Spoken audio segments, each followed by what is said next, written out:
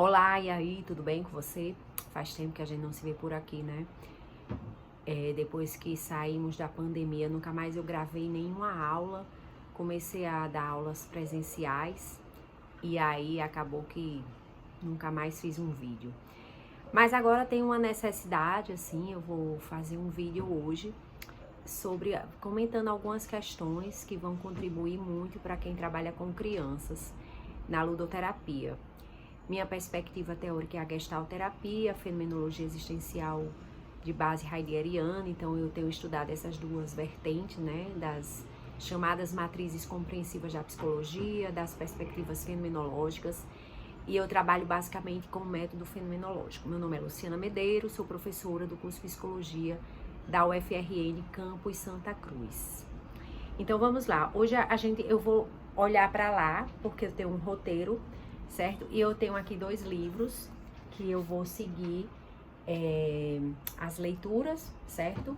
Eu planejei comentar sobre algumas questões que eles têm. Esse livro aqui é o Gestalterapia, Fundamentos Epistemológicos e Influências Filosóficas.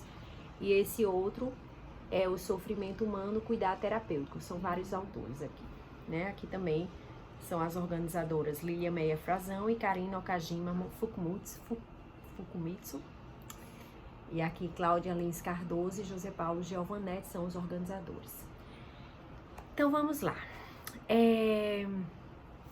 Vou começar a falar um pouquinho sobre essa questão de como a gestalterapia considera o sofrimento, certo?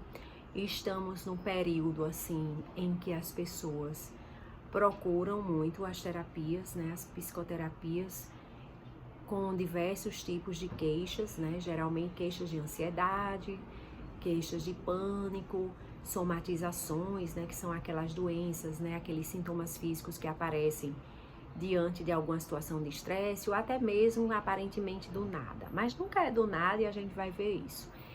E aí eu achei importante, antes de falar dos conceitos de gestalterapia, eu achei importante trabalhar um pouquinho o conceito de saúde, o conceito de doença, né? Trazer alguns elementos do sofrimento que está aqui nesse texto, no capítulo 3. Deixa eu entrar aqui na página, certo? Capítulo 3 foi escrito por Cláudia Lins Cardoso, que se chama Sobre as Dores de Existir, uma introdução à psicopatologia em gestalterapia. Então eu vou conversar um pouquinho com vocês sobre esse texto, certo? Vou ler alguns trechos e também vou fazer alguns comentários, certo? E aí quem é meu aluno, né, meu estudante, né, presencial nas disciplinas que ministro, vai ter a oportunidade de fazer algumas considerações, de anotar algumas dúvidas, fazer alguns comentários e levar para a sala de aula. E quem não é, vai ter como fazer alguma pergunta aí nos comentários, tá bom? Então vamos lá. Vamos conversar um pouquinho sobre o conceito de ser humano para a gestalterapia, né? A autora, ela começa esse texto falando sobre o conceito de ser humano e também falando sobre a questão da experiência do sofrimento. Bem, a concepção de ser humano, ela parte de uma ideia fenomenológica, certo? O que é que Russell, Heidegger, Merleau-Ponty, o que é que eles falam sobre a concepção de ser humano? Em geral, eles consideram que o ser humano é processual, né? É um ser que está no mundo, né? Não é um ser isolado, não é só um ser biológico, não é só um ser mental ou físico, mas é um ser que está em relação com o mundo, é um ser que troca, é um ser que está o tempo todo também sofrendo as influências do mundo que o cerca, ou seja, do campo que o cerca, né, da vida, dos acontecimentos, das outras relações. Então é por isso que na perspectiva heideggeriana, o ser é ser no mundo, né? Ser no mundo com ele mesmo, com os outros e com o contexto que o cerca. Então a gente está o tempo todo sofrendo as influências deste mundo que nos cercam, sejam as concepções sociais, culturais, econômicas, políticas. Tudo isso aí vai nos trazer repercussões sobre o nosso corpo, sobre o nosso modo de ver a vida, sobre a nossa forma de estar no mundo, sobre a nossa forma de se relacionar. E, obviamente, a gente também troca, né? A gente também troca com esse mundo, porque somos seres ativos, somos seres que estamos também abertos para este mundo. Então, a gente recebe, mas a gente também emite informações, a gente também leva para as outras pessoas nosso modo de ser, nossa forma de pensar, nosso jeito, né? Aqui, por exemplo, eu estou interagindo, né, dessa forma virtual, mas com certeza alguém que vai me ouvir vai ter um determinado pensamento, uma determinada opinião, vai sentir algo, ou seja, vai se afetar por algo. Então é importante a gente estar sempre prestando atenção na forma como as coisas, como os outros, como as situações, as coisas que acontecem ao nosso redor, como elas nos afetam, porque isso tem uma repercussão importante no nosso modo de ser, de estar, de agir no mundo, certo? Então aqui, ó, na página 76, eu vou ler aqui um trechinho. A autora diz assim: a gestalterapia, em sua fundamentação antropológica, compreende o homem como ser de possibilidades, dotado de liberdade para escolher sua essência a cada instante, consumando assim seu projeto de vida e de ser no mundo. Aí, mais adiante, ela diz: em suma, ele é inexoravelmente um ser em relação. Então, como estamos em relação o tempo todo com os outros, com nós mesmos e com o mundo, a gente está sempre aprendendo coisas novas, a gente está sempre vendo outras possibilidades. Aliás, a gente não está sempre vendo outras possibilidades. A gente tem a possibilidade de ver outras possibilidades. Mas aí vocês vão ver quando eu estiver falando da psicopatologia, que nem sempre a gente consegue ver essas possibilidades que nos aparecem, né? Vamos conversar sobre isso já já.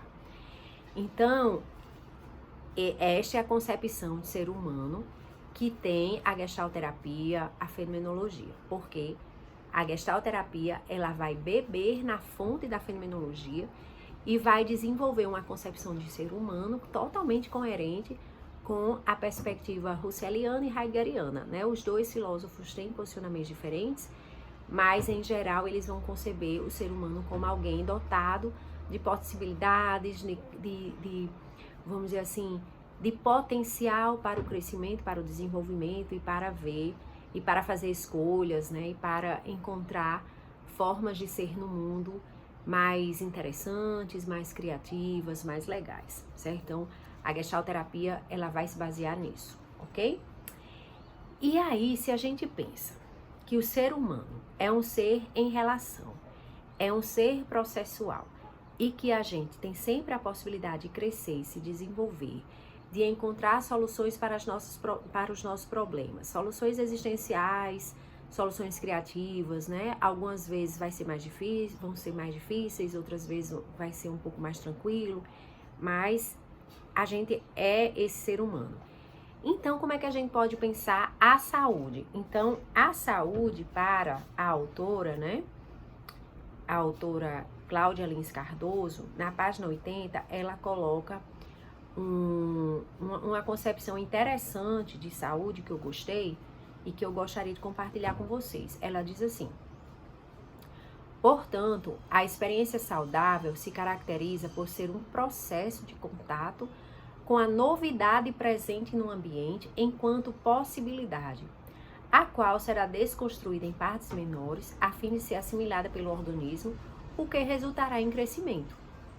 Ao ser assimilada, a novidade se transforma em experiência, passa a fazer parte do organismo e poderá servir de apoio diante de uma nova situação, seja como memória, acessível à consciência por meio da linguagem, ou como parte do fundo da pessoa.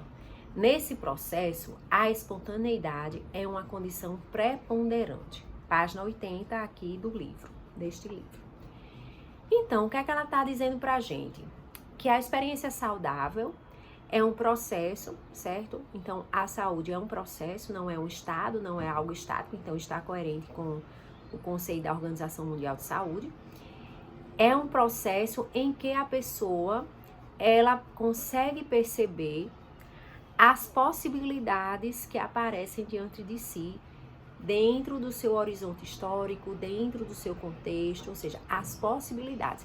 quando eu falo em possibilidades, eu não estou falando em situações impossíveis, tá, gente? Que fique claro, porque às vezes a gente escuta assim, ai, mas ela não tem o que fazer, ela vive de uma forma muito complicada, vulnerável, né? Situação socioeconômica ruim. Então, tipo assim, se a pessoa quiser mudar de casa, mudar de cidade, ela vai precisar de recursos materiais para isso. Então, não é isso de possibilidade que eu tô falando, que às vezes não há possibilidade, né? A pessoa quer mudar de casa, por exemplo, ou quer ter a sua casa própria e ela, infelizmente, ela não tem a possibilidade de ir, porque existe aí a limitação dos recursos materiais. Então, a gente não está falando de possibilidade, né? A possibilidade que eu falo é uma possibilidade existencial. É uma possibilidade de você poder fazer uma escolha de algo que é muito mais saudável, muito mais legal para você do que de algo que não é. Por exemplo, se mantém um relacionamento, né? Você pode sair de um relacionamento que não é mais tão legal, que você não se sente feliz, que você às vezes se sente humilhada, se sente maltratado, então, ou que você não ama mais a pessoa. Então você tem essa escolha. Você pode sair. Eu sei que tem muitos obstáculos, mas eu tô falando dessas possibilidades possíveis, né? A possibilidade, o nome já está dizendo, é algo que é possível, certo? Não estou falando aqui limitações socioeconômicas ou materiais ou de outros tipos, porque se há uma limitação, não há tantas possibilidades, entende? É bem nesse sentido. Porque eu já ouvi algumas pessoas criticando, dizendo, mas essa pessoa ela não tem possibilidades. Ela pode não ter determinadas possibilidades que às vezes a gente acha que é a melhor, né? Uma questão socioeconômica ou educativa, enfim. Mas ela vai ter outras. E cabe ao terapeuta procurar junto com ela essas outras. Quais são as possibilidades que ela tem? O que é possível, né? Então é isso que a gente vai trabalhar. Então, beleza. A experiência saudável se caracteriza por ser um processo de contato com a novidade presente. Ou seja, quando você consegue perceber as suas necessidades, quando você consegue perceber o que você precisa, quando você consegue perceber o que você sente em relação a determinada situação, quando você consegue perceber quais as possibilidades que você tem para resolver determinada situação.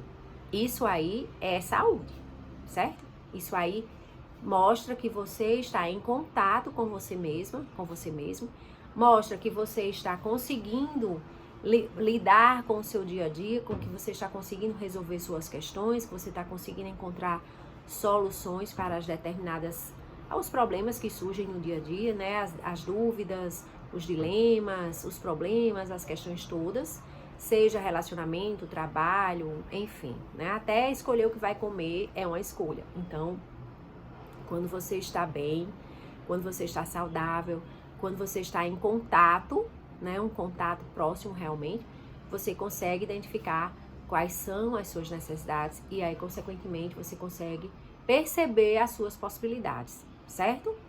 Essa é uma pessoa que tem uma saúde legal, né, pela perspectiva da Gestalt terapia. E ela fala também em espontaneidade.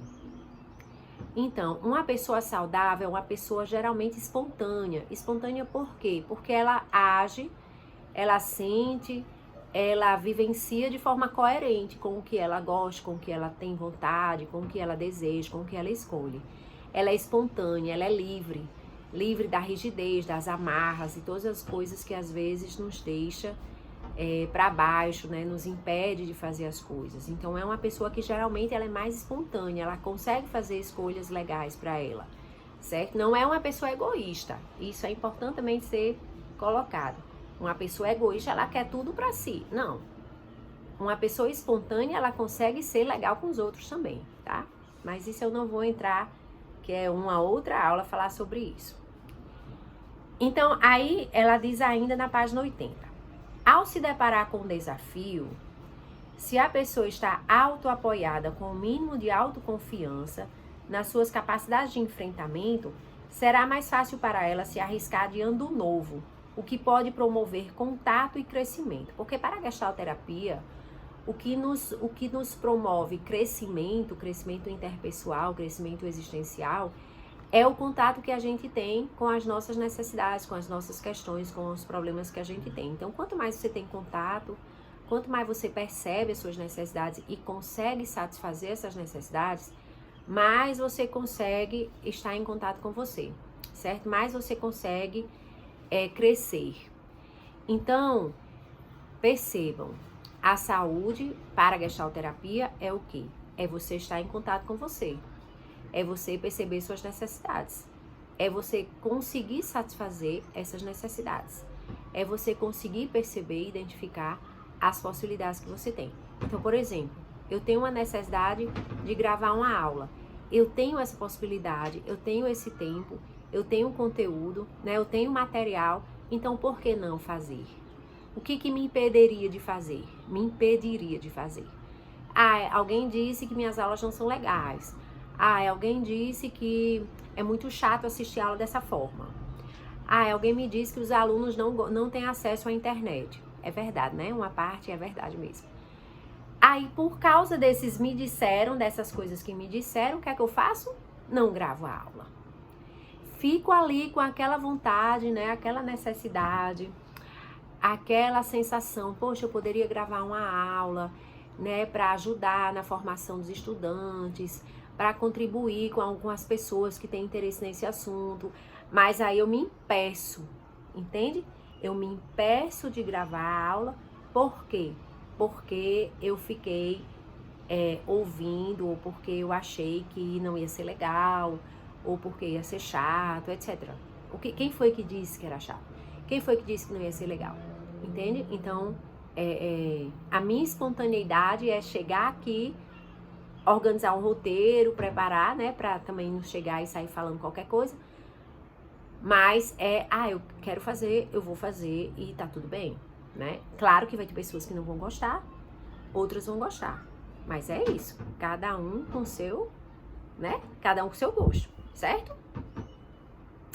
Então, bem, esta é a concepção de saúde.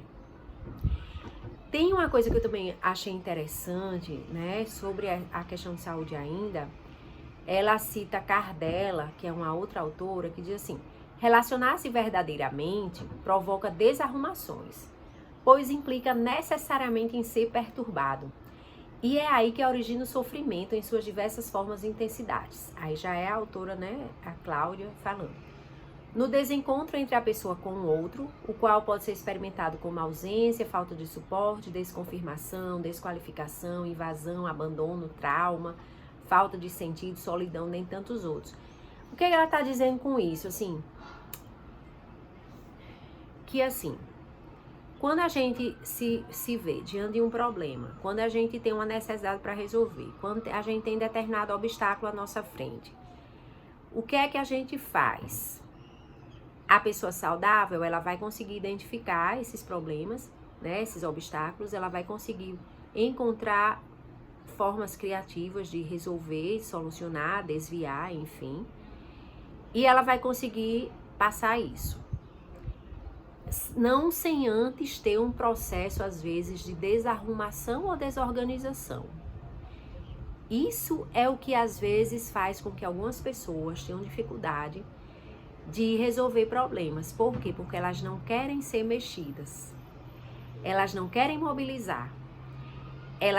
Não é nem que elas não querem, elas têm dificuldade. Talvez ao longo da vida, ela foi muito exigida, ela teve que resolver muitas questões, ela não desenvolveu todo o seu repertório para resolver questões, para solucionar problemas, ela não teve apoio suficiente, então ela não desenvolveu aí estratégias criativas, legais, flexíveis para resolver suas dificuldades. Então, ela fica na rigidez, ela não consegue ser desarrumada, porque ser desarrumado é ansiogênico. Quando você se depara com uma situação nova, quando você se depara com uma novidade, quando alguém exige algo novo de você, o que é que acontece? A gente fica, nossa, eu não sei sobre isso. Eita, e agora, o que é que eu faço? Dá uma coisa assim, né? Sei lá, você muda de emprego, você termina um relacionamento, você muda de casa. Você precisa de alguns dias para se adaptar, você precisa de alguns dias para reorganizar a sua casa, né? A sua mudança, mexeu com tudo, tirou tudo do lugar, apareceu coisa que você não sabia que tinha, você, sei lá, coisas que você não mexia mais, não tem mais necessidade, você tem que decidir entre jogar fora, doar ou vender. Tudo isso mexe com a gente, mexe afetivamente, emocionalmente, fisicamente, né? Então, assim, acaba que isso traz uma certa desorganização. E quando a gente não consegue lidar com essa desorganização, a gente pode ter algum tipo de problema, né? Alguma dificuldade de contato, temos uma dificuldade de perceber as nossas necessidades e aí, consequentemente, a gente pode ter algumas questões, né, de saúde, né? Aí vem ansiedade, às vezes sintomas de depressão e outras questões da psicopatologia, certo? Então deu para entender um pouco essa questão da saúde, né? E eu já entrei na questão do sofrimento, certo? Na página 81, Cláudia cita Cardella em 2017 e diz assim, ó: sofrimento é fenômeno relacional e que lá onde uma presença amorosa nos faltou ou não pode ser encontrada, construímos defesas. Elas têm por função o preenchimento de vazios e a proteção diante da dor. E ao se cristalizarem, perpetuam paradoxalmente o sofrimento que tentaram evitar. Isso é uma citação de Cardella, né, que Cláudia utilizou. Então, assim, o sofrimento não é só o adoecimento, né? Não é só o sintoma, mas é também algo da existência. Algo que, assim, está perturbando a existência. Você tem dificuldade de fazer escolhas, você tem dificuldade de levar adiante suas decisões, algumas decisões. Você tem dificuldade até de perceber o que você precisa, o que você necessita. É aquela pessoa que diz assim, eu não sei o que eu sinto. Eu não sei o que eu quero. Então, essa pessoa, ela pode sim ter sintomas de ansiedade e depressão e um sofrimento existencial. Por quê? Porque ela está tendo dificuldades aí de levar a vida adiante, né? De fazer escolhas legais, de se movimentar, de ser ativa com ela mesma, né? De se apropriar realmente de sua existência, que é única, que é singular, que é peculiar, certo? Bem, falei um pouco sobre. Aí vamos agora, na página 88, que eu marquei aqui, ela vai dizer, ó, na gestalterapia, o sofrimento é sempre isso aqui eu lendo, né, o texto.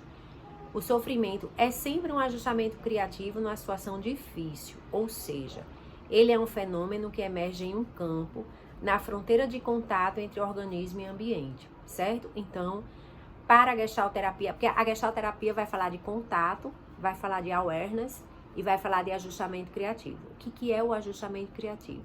O ajustamento criativo é justamente quando a gente está diante de uma situação, às vezes uma situação, como eu estava falando antes, uma situação nova, uma situação que a gente vai precisar encontrar soluções, que a gente vai precisar tomar decisões. E aí, às vezes, muitas vezes, na verdade, as soluções que aparecem, o contexto que nos aparece, o repertório que a gente tem, não é 100% compatível, certo? Então, a gente precisa se adaptar àquela situação, não é? A gente não tem como resolver tudo 100%. Então, a gente vai fazendo ajustamentos. Por exemplo, vamos dizer que eu fiz uma mudança de casa e aí eu tinha muita coisa. E aí eu vou precisar tomar decisões em relação a essas coisas. Eu queria manter essas coisas, mas eu preciso me ajustar para que as coisas que eu consiga, né, minimamente, escolher as coisas que são mais prioritárias, mais legais, que eu gosto mais e tal.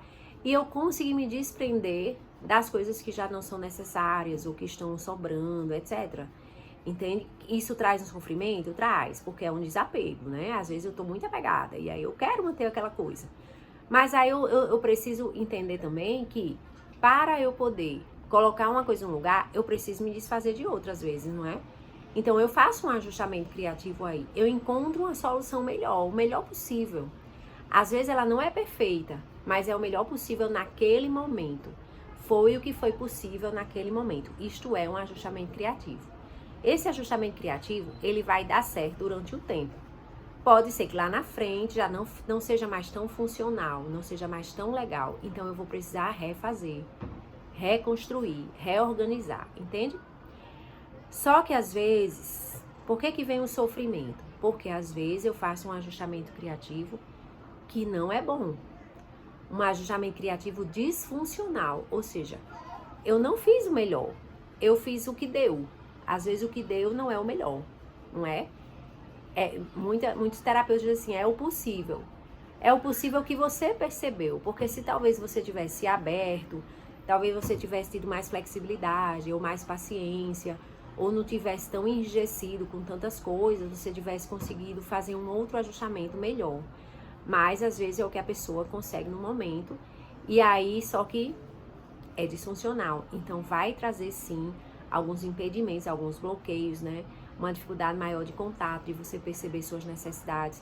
Então aí vem o sofrimento, certo? Então é importante a gente ter essa concepção de saúde e de sofrimento para a gestalterapia. Sempre vai perpassar pela questão do do contato e da forma como a gente resolve os nossos problemas, certo?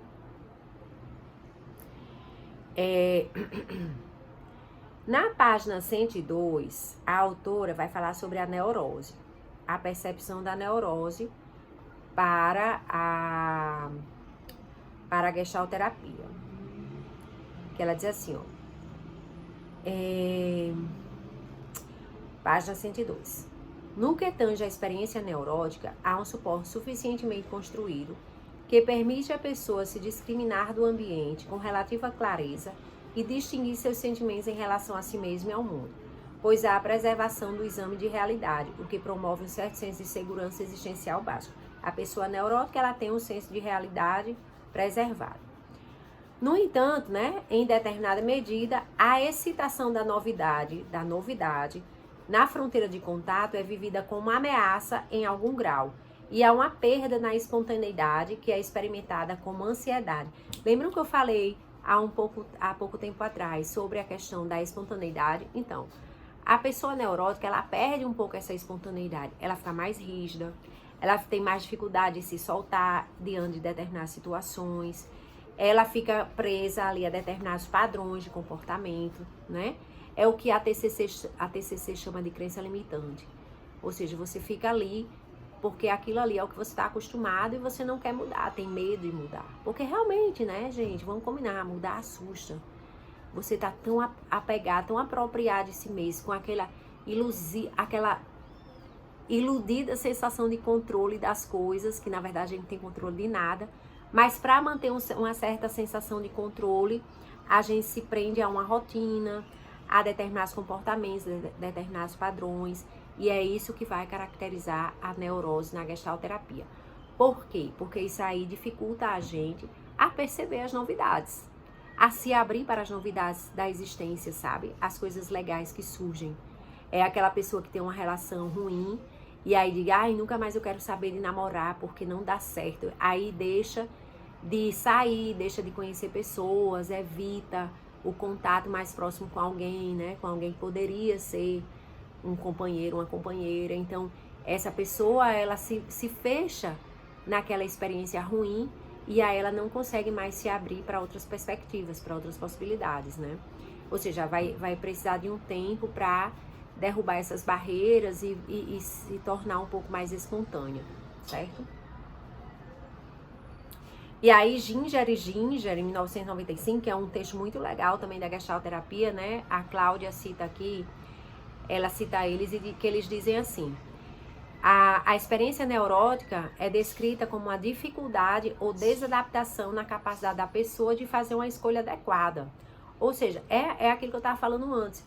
Quando você é espontânea, né? Quando você é livre das amarras, né? De muitas coisas, você consegue fazer escolhas mais legais e adequadas para você.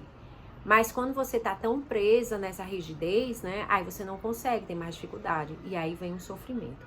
Certo? O que mais? Já são 29 minutos de